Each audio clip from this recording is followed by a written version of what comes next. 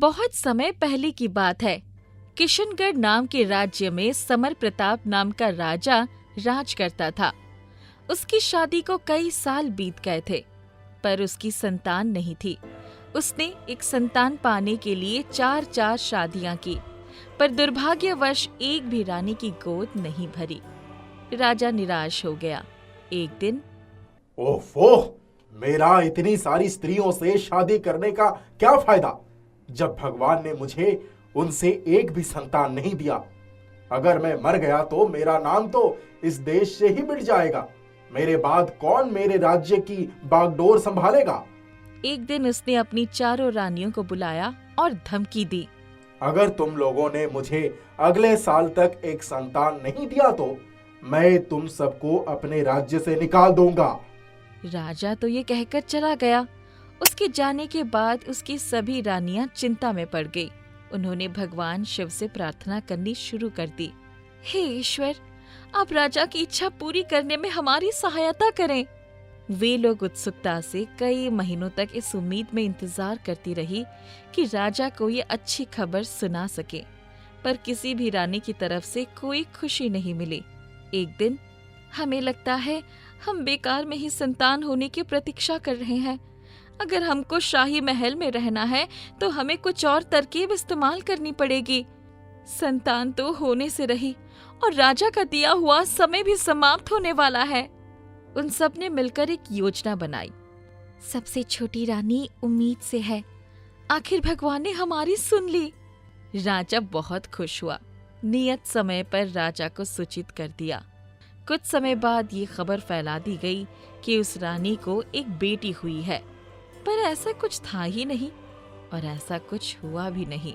सच तो ये था कि उनके यहाँ एक बिल्ली थी जिसने कई बच्चों को जन्म दिया था।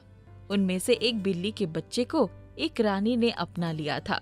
जब राजा ने ये खबर सुनी तो वो तो बहुत खुश हो गया। उसने राज्य भर में मिठाई बांटने का हुक्म दिया। मैं बच्ची को देखना चाहता हूँ। रानिया ने ये तो पहले से ही सोच रखा था कि राजा की ये इच्छा तो स्वाभाविक थी और ऐसी इच्छा करेगा भी, इसलिए इस बात के लिए वे पहले से ही तैयार थी।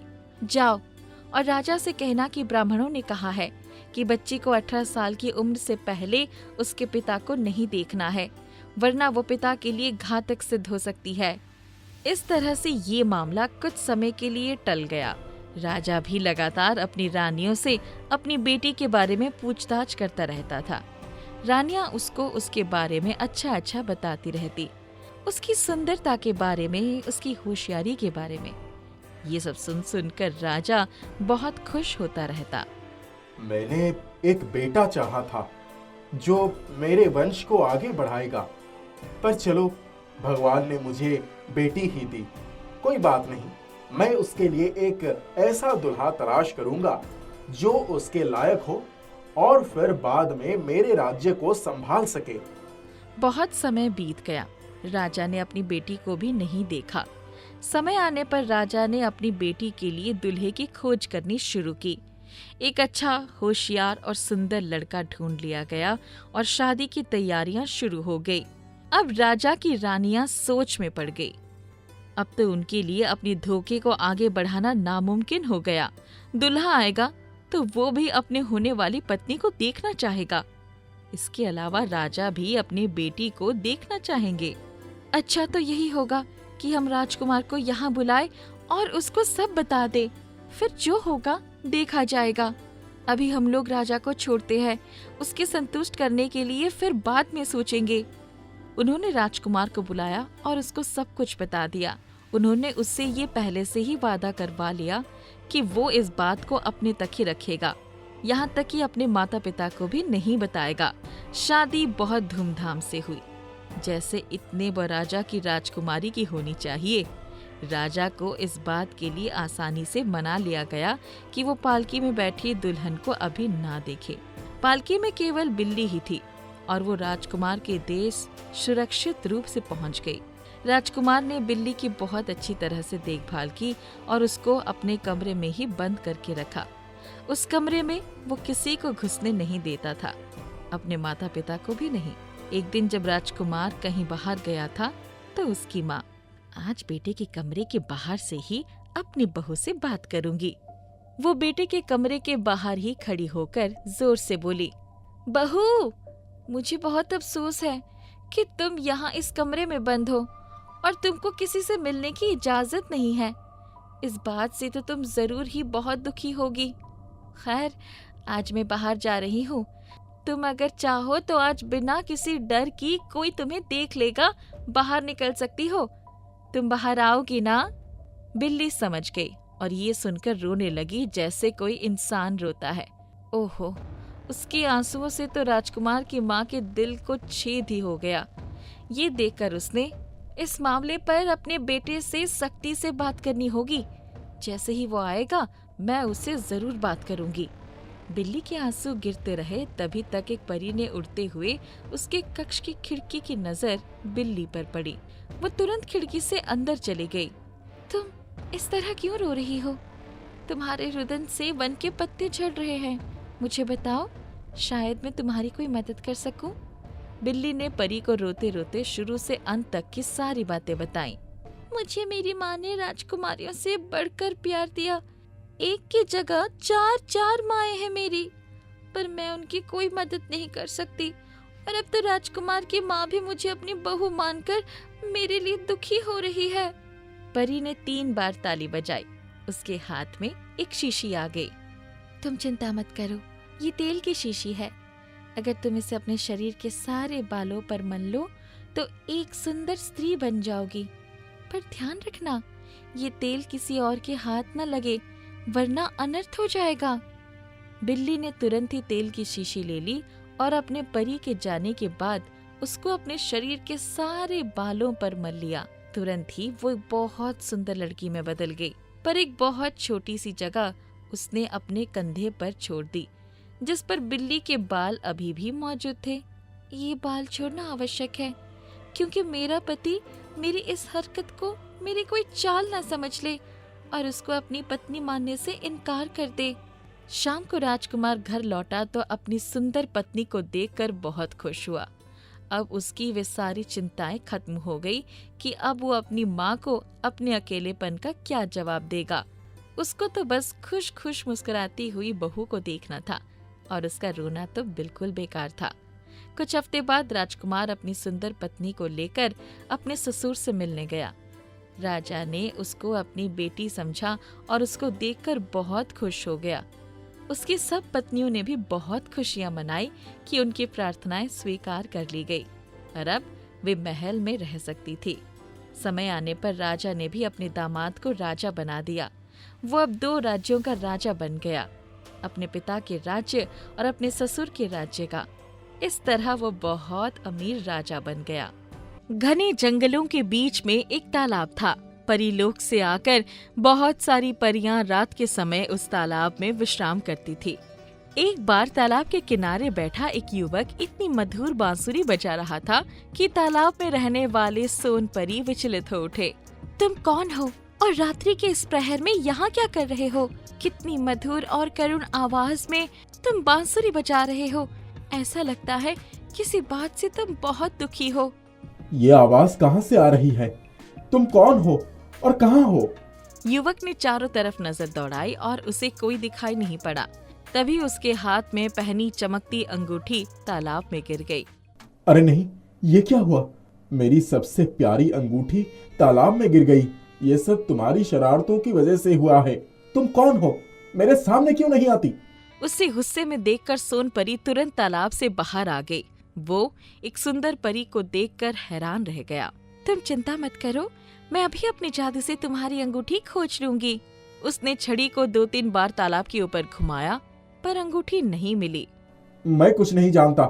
वो अंगूठी मेरी मंगेतर की आखिरी निशानी थी। तुम मेरी अंगूठी लाकर दो। लगता है तुम्हारी अंगूठी को पानी वाले किसी जीव ने निकल लिया है। खैर, तुम परेशान मत हो, मैं अंदर जाकर तुम्हारी अंगूठी लाने की कोशिश करती हूँ। सोन परी तालाब के अंदर चली गई। उसने बहुत ढूंढा, पर अंगूठी कहीं नहीं मिली। तभी उसकी नजर दूर से आती हुई एक रोशनी पर पड़ी। जब उसने पास जाकर देखा तो वो एक बहुत बड़ी मछली थी, जिसके पेट से रोशनी आ रही थी। लगता है इसी मछली ने अंगूठी को निगल लिया है। मैं इसे विनती करती हूँ, शायद ये मुझे वो अंगूठी लौटा दे। सोनपरी ने मछली से विनती की। मछली रानी, क्या वो अंगूठी तुम्हारे पेट में है? मतलब क्या मैं चोर हूँ? मैंने तुम्हारी अंगूठी चुराई है? तुम सारी परियां हमारे तालाब में रहती हो और हमें ही चोर बताती हो। नहीं नहीं, आपको चोर नहीं कहा। मैं तो केवल वो अंगूठी खोज रही हूँ जो अभी तालाब में गिरी थी। और आपके पेट से जिस तरह की रोशनी बाहर आ रही है, वैसे ही रोशनी अंगूठी से भी निकल रही थी। मेरे शरीर है ही इतना चमकीला और सुंदर कि रोशनी वहीं से आ रही है। तुम कहीं और जाकर अपनी अंगूठी खोजो, वरना मैं तुम सभी परियों को तालाब से बाहर निकाल दूंगी। आधी रात को इतना शोर शराबा सुनकर तालाब की सभी परियां और मछलियां जाग गई। एक तरफ परियों का झुंड, दूसरी तरफ मछलियों का झुंड था। सब अंगूठी के लिए शोर मचाने लगी। तुम लोग इतनी छोटी सी चीज के लिए झगड़ा मत करो। मछली रानी, तुम्हें जो चाहिए वो मैं तुम्हें दूंगी। कृपया शांत हो जाओ सभी लोग। वाह, ऐसे सचमुच हो सकता है क्या? फिर ठीक है, मैं तुम्हें अंगूठी लौटा दूंगी। बस शर्त ये है कि तुम सबको ये तालाब छोड़कर जाना होगा। अरे क्या कहती हो? ये तालाब जितना तुम्हारा है उतना ही हम सबका, और तुम इस पूरे तालाब पर अपना अधिकार जताना चाहती हो? ऐसे नहीं होगा। तुम इस परी को समझा लो, वरना मैं अंगूठी कभी नहीं दूंगी। हमें वो अंगूठी हर हाल में चाहिए। मैं तुम्हें वचन देती हूँ कि अंगूठी मिल जाने पर हम ये तालाब हमेशा के लिए छोड़कर चले जाएंगे और कभी वापस नहीं आएंगे। मैं मीनल परी की तरफ से तुम्हें क्षमा मांगती हूँ। सोन परी के ऐसा कहते ही मछली ने उसे अंगूठी वापस कर दिया। सोन परी सभी परियों को मनाकर तालाब से बाहर आ गई। लो, तुम्हारी अंगूठी मिल गई। अब बताओ तुम्हारा नाम क्या है और इतनी दर्द भरी धुन क्यों बजाते हो? मेरा नाम सारंग है। मैं अपनी मंगेतर रेशमा की याद में ये धुन बजाता हूँ। उसे ये धुन बेहद पसंद थी। काश ये धुन सुनकर वो वापस आ जाए। पसंद थी से तुम्हारा क्या मतलब है? वो कहाँ है? मुझे खुद नहीं पता कि वो अचानक कहाँ गायब हो गई। तुम चिंता मत करो, हम चाहते हैं कि तुम हमारे साथ परीलोक चलो। वहाँ हम अपने जादुई ग्लोब में तुम्हारी मंगेतर रेशमा को अवश्य ढूंढ लेंगे। मैं तो एक साधारण इंसान हूँ, मैं परीलोक कैसे जा सकता हूँ? हम तुम्हें वहाँ अपने साथ ले जाएंगे और रानी परी से जादुई ग्लोब में तुम्हारी मंगेतर रेशमा को ढूंढकर बताने की विनती करेंगे। जब वो लोग परीलोक पहुँचे, तब रानी परी ने जादुई ग्लोब में उसकी मंगेतर रेशमा को पत्थरों के देशों में पत्थर की मूर्ति बने देखा। सारंग अपनी रेशमा को पत्थर की मूर्ति बने देखकर फूट फूट कर रो पड़ा। सारंग, इस तरह रोना बंद करो। इस तरह रोने से कुछ नहीं होगा। हमें मिलकर कोई उपाय ढूंढना होगा। मेरे पिता भी तुम्हारे मंगेतर रेशमा की तरह पत्थरों के देशों में बंदी है। अगर तुम हमारा साथ दो, हम अपने प्रियजनों को आजाद करने की लड़ाई लड़ सकते हैं। नहीं नहीं, ऐसा सोचना भी मत। पत्थरों के राज्य वाले बहुत खूंखार है, उनसे लड़ना आसान नहीं है। उनके राज्य में हमारी जादुई शक्तियाँ आधी रह जाती है। सोनपरी, मैं एक बार तुम्हारे पिता को खो चुकी हूँ, दोबारा तुम्हें नहीं खोना चाहती हूँ प्यारी बच्ची। रानी परी, यूं तो दुनिया में कुछ भी आसान नहीं है, पर मेरे पिताजी कहते हैं कि कोशिश करने वालों की कभी हार नहीं होती। आप मुझ पर भरोसा कर सकती हैं। मैं सोनपरी का पूरा ध्यान रखूंगा और उनको कुछ नहीं होने दूंगा। बस एक बार हम उस पत्थरों के देश में पहुंच जाए तो आगे मैं सब कुछ संभाल लूंगा। आप सिर्फ हमें आदेश दें। रानी परी ने सारंग का आश्वासन पाकर सोन परी को उसके साथ पत्थरों के देश जाने की अनुमति दे दी। सभी परियों ने दोनों को ढेर सारा आशीर्वाद और अपनी जादुई शक्तियाँ देकर विदा किया। चलो मेरे साथ पत्थरों के देशों में। सारंग और सोन परी जब पत्थरों के देश में पहुँचे तो अब हम क्या करें? अब हमने जैसा सोचा था वैसा ही करना होगा। मैं बांसुरी की धुन बजाऊंगा और तुम मेरी मंगेतर रेशमा बनकर उसी धुन पर नृत्य करना। सारंग ने बांसुरी बजानी शुरू की और सोनपरी नृत्य करने लगी। अपने संगीत की शक्ति से चमत्कार हो गया। पत्थरों का देश हिलने लगा। दरवाजे खुलकर धड़ धड़ धड़ नीचे गिरने लगे। तभी कुछ राक्षस आए और उन दोनों को पकड़कर अपने राजा के पास ले गए। कौन हो तुम दोनों, जिसने पत्थरों के देश को अपने संगीत से हिला कर रख दिया है? क्या तुम्हें पता है इसकी सजा मृत्यु दंड भी हो सकती है। क्षमा करें महाराज, हम तो नाच गाकर पेट भरने वाले साधारण बंजारे हैं। हुजूर, हमारा अपराध ही क्या है? मेरे पति की बांसुरी की धुन सुनकर पत्थरों में भी जान आ गई मालिक, तो हमारा क्या कसूर? अगर ऐसी बात है तो लो, मैं तुम्हें पत्थर का बना देता हूँ। अगर इसने बांसुरी की धुन से तुम्हें जीवित कर लिया तो मैं इसका जीवन बख्श दूंगा। ये लो। उसका इतना कहना था कि सोनपरी पत्थर की बन गई। हे ईश्वर, अब मैं क्या करूं? इस दुष्ट राक्षस ने तो परी को भी पत्थर का बना दिया है। प्रभु, मुझे इस राक्षस से लड़ने की शक्ति देना। उसने आंखें बंद करके बांसुरी बजानी शुरू कर दिया। उसकी आंखों से पीड़ा के आंसू बह रहे थे। तभी चमत्कार हुआ। एकाएक पत्थरों का देश टूटकर गिरने लगा और सभी जीव जंतु जिनको पत्थरों के राजा ने पत्थर की मूर्तियों में बदल दिया था, जीवित हो गए। सोनल और उसके पिता सारंग की मंगेतर रेशमा भी जीवित हो गए। तुमने हमें धोखा दिया है, हम तुम्हें नहीं छोड़ेंगे। तभी सोनपरी ने अपनी छड़ी घुमाई और आसपास के सभी राक्षस भस्म हो गए। रेशमा भागकर सारंग के गले लग गई। सोनपरी अपने पिता का हाथ पकड़कर आसमान में उड़ने को तैयार हो गई। सारंग और रेशमा खुशी खुशी उनके उड़न खटोले पर बैठकर अपने देश वापस आ गए। सभी का जीवन खुशहाल हो गया था।